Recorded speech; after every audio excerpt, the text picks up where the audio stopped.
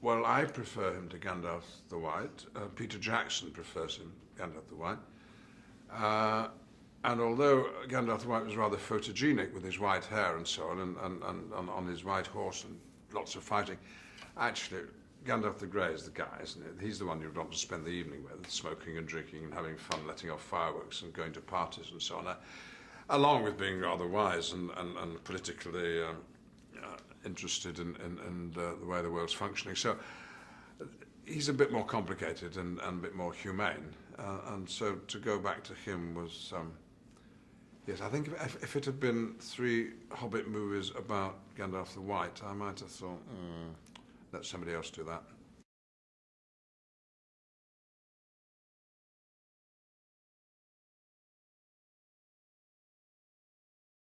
He's very calm. I've never heard Peter raise his voice or in anger or even frustration. And he must at times feel anger and frustration. How wouldn't you when you're organising such a huge, responsible job as 3 movies of this scale?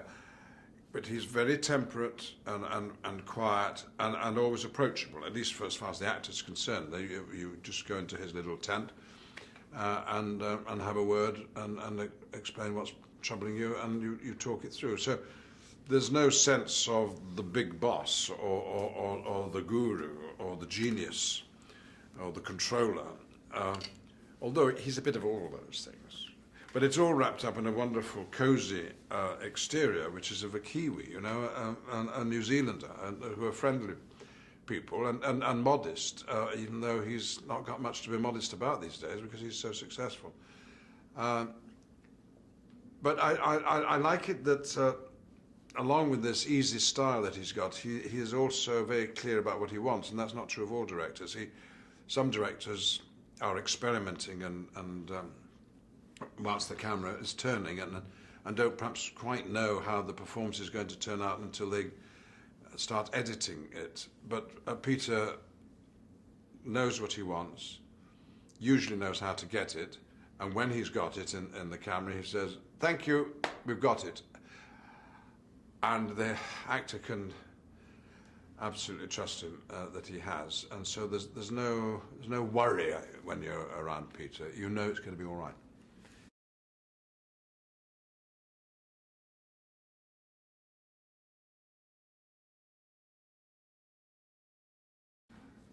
I think Bilbo is a wonderful part, and if I'd been younger, I would like to have played it myself. I think the idea of someone who's stuck in his ways and is dragged out of the house by the old wizard and told to go on the journey against his will, really, is a wonderful comic situation, but an exciting one too, as befits an adventure story.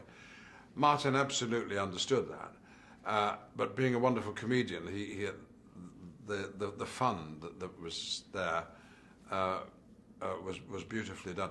But watching him at close quarters working, doing a scene over and over again, but never the same, always invented, always fresh, always improvised.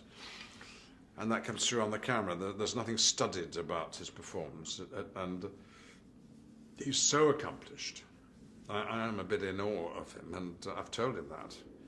And I've said I would like to talk to you for a long time about acting, because I think you know how to do it better than I do. We haven't actually had that session yet, and so it may be too late, but that's the absolute wholehearted enthusiasm for Martin. And what's remarkable about him is that he's a wonderful actor on stage and on the small screen on TV, and now on the big screen. So I think we're at the beginning of a big international career.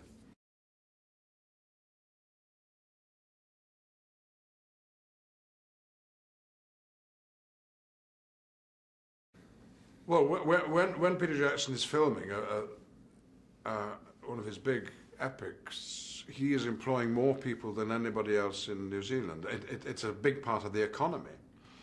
You know, the government has to pay attention to what's going on. Everybody in Wellington knows that the films are happening, and at their premiere last week, the whole city stopped and turned out to celebrate. So this isn't misplaced, this enthusiasm, because actually what they've got in the middle of this very small town of Wellington, a film-making centre which rivals any in the world, and the expertise available to filmmakers there, from people who make swords and costumes to detailed scenery, to the technology and all these the CGI computer stuff that I don't quite understand. It's all available there because these are Kiwis, and Kiwis can do anything. The door is squeaking, I can fix that. The tap is dripping, I can fix that.